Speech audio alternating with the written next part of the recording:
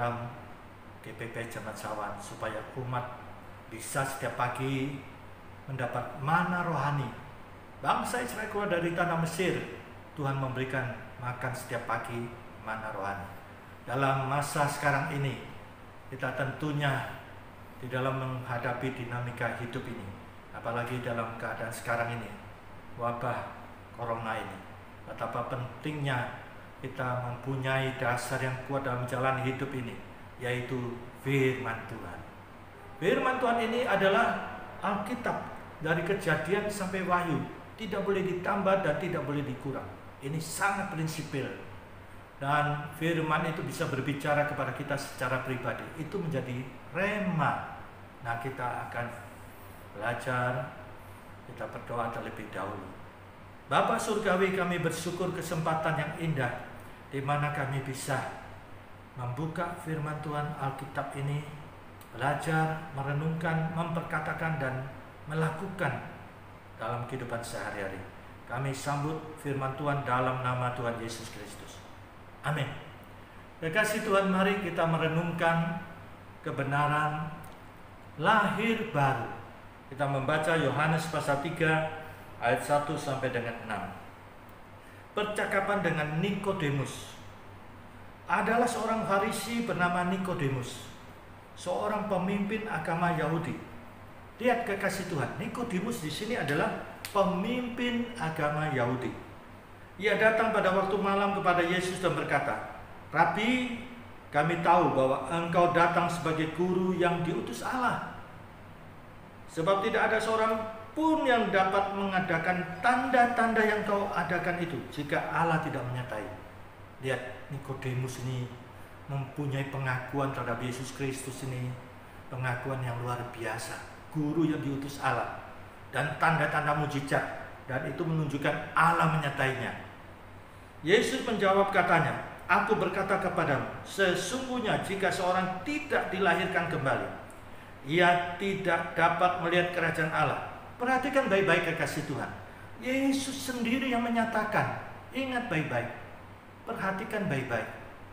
Yesus Kristus sendiri menyatakan, "Aku berkata kepadamu." Lihat, ada penegasan di sini. Sesungguhnya jika seorang tidak dilahirkan kembali, ia tidak dapat melihat kerajaan Allah. Kata Nikodemus kepadanya, "Bagaimanakah mungkin seorang dilahirkan kalau ia sudah tua? Dapatkah ia masuk kembali ke dalam rahim ibunya dan dilahirkan lagi?" Saudara, ini kan ya sangat-sangat ya bagi kita ya pastilah, bagaimana bisa masuk ke rahim ibunya? Ya, ini yang bertanya ini malah guru, pemimpin. Lihat, pemimpin agama. Jawab Yesus. Lihat, Yesus menjawab, "Aku berkata kepadamu, sesungguhnya jika seorang tidak dilahirkan," nah ini, "jika seorang tidak dilahirkan dari air dan roh, ia tidak dapat masuk ke dalam kerajaan Allah." 2 kali Yesus menegaskan. Kita memperhatikan ayat 3. "Aku berkata kepadamu, sesungguhnya," Yesus sendiri mengatakan, "jika seorang tidak dilahirkan kembali, ia tidak dapat melihat kerajaan Allah." Dan Yesus menegaskan kembali untuk kedua kali. Yesus menjawab, "Aku berkata kepadamu, sesungguhnya." Lihat, sesungguhnya. Sungguh. Kekasih Tuhan. Sungguh loh. Sesungguhnya jika seorang tidak dilahirkan dari air dan roh, ia tidak dapat masuk dalam kerajaan Allah. Nah, di sini ayat 6 memperjelas. Yesus memperjelas apa yang dimaksudkannya. Apa yang dilahirkan dari daging adalah daging, dan apa yang dilahirkan dari roh adalah roh. Nah, ini menjawab. Kalau seorang tidak dilahirkan air dan roh, sungguh Yesus katakan, ia tidak dapat masuk dalam kerajaan Allah. Ini serius loh, kekasih Tuhan. Yesus sendiri menyatakan. Perhatikan baik-baik. Di sini Yesus menegaskan betapa pentingnya kelahiran baru. Lahir baru. Nah, kalau kita melihat komentari banyak tafsiran, ada yang menafsirkan air ini baptisan air, roh ini baptisan Roh Kudus. Dan ini akhirnya saudara membuat prinsip kebenaran tentang keselamatan itu menjadi kabur, tidak jelas. Kebenaran firman Tuhan kalau kita mempelajari, manusia semua di dalam dosa, Roma 3 ayat 23. Dan upah dosa itu adalah maut, Roma 6 ayat 23. Manusia tidak bisa menyelamatkan dirinya, tidak bisa. Dengan perbuatan baik pun tidak bisa. Dosa adalah dosa. Saya memberikan ibarat seperti kita lihat seorang ada di lumpur, semakin dia berusaha, semakin dia tenggelam. Harus ada seorang mengulurkan tangan untuk menolong dia keluar dari lumpur dosa itu. Tidak bisa dengan kekuatan usaha kita. Dosa adalah dosa. Ibarat yang lain, seorang yang berbuat kejahatan, merampok, membunuh, kemudian hasil rampoknya dia berbuat baik, sumbang sana, sumbang sini, sumbang sana, sumbang sini. Kekasih Tuhan, apakah itu bisa menutupi dosa? Tidak. Dosa adalah dosa.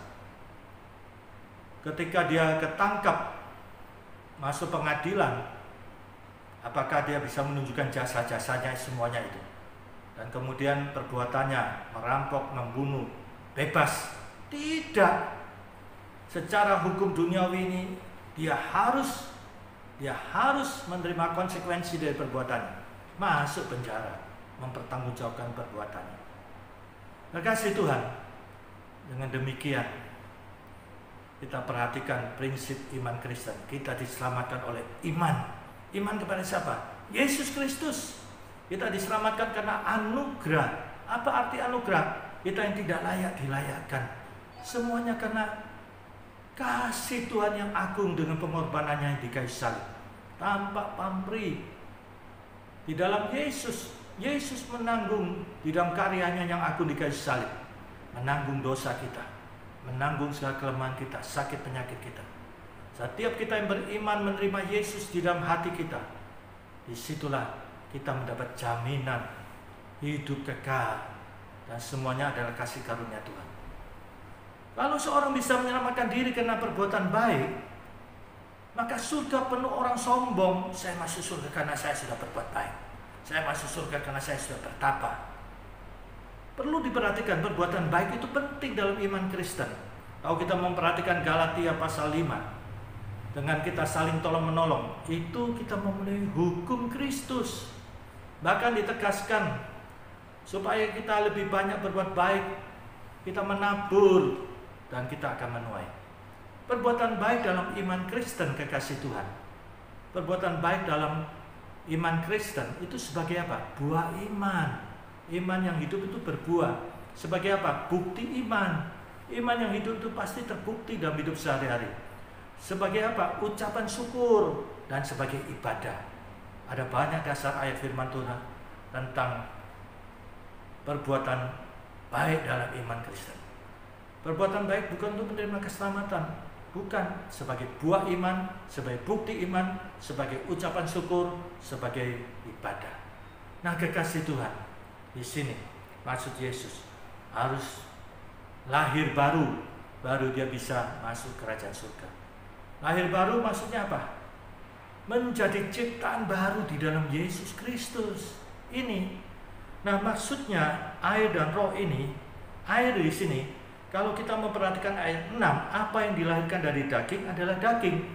Jadi air di sini ini maksudnya kelahiran dari seorang ibu kandung kita yang melahirkan kita ini. Ini. Ya. Profesor Stanley Head, saya kuliah di Tyrannus, beliau seorang profesor yang jenius, summa cum laude, mengartikan ayat ini. Air ini adalah air ketuban dari seorang ibu. Banyak yang tidak setuju, tetapi kalau kita menafsirkan air ini adalah seperti kita menafsirkan baptisan air, akhirnya coba lihat orang yang tidak sempat dibaptis bagaimana. apakah tidak selamat? Kita diselamatkan oleh iman kepada Yesus Kristus. Dan ayat ini bermaksud menunjukkan bahwa jin-jin tidak bisa untuk mendapat keselamatan. Demikian juga ada ajaran di Jawa Barat, yaitu penginjilan dunia orang mati. Penginjilan dunia orang mati. Jadi ada satu di dalam doktrin mereka, pengurapan api. Ketika seorang yang punya masalah kehidupan, dia bencong, seorang laki-laki bencong, ketika dilayani manifest roh yang di dalam dirinya, rupanya roh adiknya yang meninggal, keluar, diinjili kemudian bertobat, masuk surga. Nah, ini jadi penginjilan dunia orang mati, roh-roh orang mati. Kekasih Tuhan, saya tegaskan kepada saudara, keselamatan itu hanya pada napas yang terakhir. Jangan main-main dalam kehidupan ini. Setelah mati harus dihakimi. Mereka yang menolak Yesus mengatakan dia di dalam hukuman. Kekasih Tuhan, hidup ini hanya sementara. Maka mari kita serius, kita memikirkan kekekalan itu. Jangan spekulasi. Mari kekasih Tuhan, lahir baru, terima Yesus di dalam hati saudara. Dan darah Yesus, dosa saudara seberat apapun, Yesaya 1 ayat 18, merah kermisi akan menjadi putih seperti salju, merah kesumba akan menjadi putih seperti bulu domba. Sampai firman Tuhan katakan, mari berperkara. Kekasih Tuhan, darah Yesus. 1 Petrus itu ayat 2 mengatakan apa? Kita dipanggil oleh Bapa Surgawi sesuai rencana Tuhan, supaya kita dikuduskan oleh Roh Kudus. Kita taat kepada Yesus, menerima percikan darah Yesus. Darah Yesus itu sangat mulia. Ayat 18-19, darah yang kudus, yang tak bernoda, tak bercacat celah. Luar biasa. Darah Yesus, darah yang sempurna, tidak ada satu titik celah pun. Itu sebabnya betapa pentingnya kita dibasuh dengan darah Yesus, disucikan darah Yesus, dan dibungkus dengan darah Yesus. Lihat, sehebat apapun kekuatan duniawi, kuasa gelap, penyakit apapun, virus apapun, tidak bisa tembus, karena darah Yesus menyucikan kita. Darah Yesus yang sempurna itu melindungi kita, bahkan membungkus kita. Puji Tuhan. Mari kita berdoa. Bapa Surgawi, kami bersyukur kebenaran firman Tuhan. Kebenaran firman Tuhan membuka mata rohani kami. Kami punya Yesus Kristus yang tidak berubah baik kemarin, hari ini, dan sampai selama-lamanya, yang memberikan jaminan pasti di dalam keselamatan, hidup kekal di surga, di dalam kekekalan, surga yang suci, surga yang mulia, surga yang kudus dan bahagia selama-lamanya. Puji Tuhan. Saudaraku yang kukasihi Tuhan, mari, mungkin saudara saat ini ada pergumulan, ada kesusahan, ada masalah dengan kehidupan keluarga saudara, pekerjaan saudara, usaha saudara, kesehatan saudara. Yakinlah, Tuhan Yesus sudah mengalahkan maut itu. Dia bangkit, dia hidup. Itu sebabnya bagi kita yang beriman kepada Yesus Kristus, ada masa depan. Orang yang berharap kepada Tuhan tidak akan dikecewakan, tidak akan dipermalukan. Mari setiap hati pada saat ini, utarakanlah pergumulan saudara di hadapan Tuhan Yesus Kristus. Tuhan, hati Tuhan baik. Tuhan Maha Pengasih, penuh belas kasihan. Setiap pribadi yang mendengarkan firman Tuhan pada saat ini, mari Tuhan, Tuhan menunjukkan belas kasihan. Kami mohon Tuhan sebagai hamba Tuhan, kami berseru dengan satu nama yang agung, yang kudus, dalam nama Tuhan Yesus Kristus. Tangan Tuhan yang berlubang di kayu salib menjamah setiap pribadi. Kuasa Tuhan mengalir pada saat ini. Segala gangguan, segala kuasa kegelapan, kami hancurkan dalam nama Tuhan Yesus Kristus. Kami percaya Tuhan, Tuhan bungkus setiap pribadi dan keluarga mereka di dalam darah Tuhan Yesus Kristus yang suci, yang sempurna itu. Tidak ada satu titik celah pun, apapun kuasa kegelapan tidak bisa tembus, karena darah Tuhan Yesus, darah yang suci. Berkati setiap pribadi Tuhan, dalam nama Tuhan Yesus. Tuhan naungi dengan berkat Tuhan, pembelaan Tuhan, kasih setia Tuhan, perlindungan Tuhan. Bangsa negara kami Indonesia ini juga, dalam nama Tuhan Yesus Kristus, Tuhan tolong bangsa negara kami Indonesia ini, wabah bisa teratasi dalam nama Tuhan Yesus Kristus. Kasih karunia Bapa surgawi, kasih Tuhan Yesus, dan persekutuan Roh Kudus menyertai saudara mulai sekarang ini sampai Maranatha, Tuhan Yesus datang kembali. Terpujilah Bapa, Putra, dan Roh Kudus dalam nama Tuhan Yesus Kristus. Amin. Puji Tuhan, Tuhan memberkati.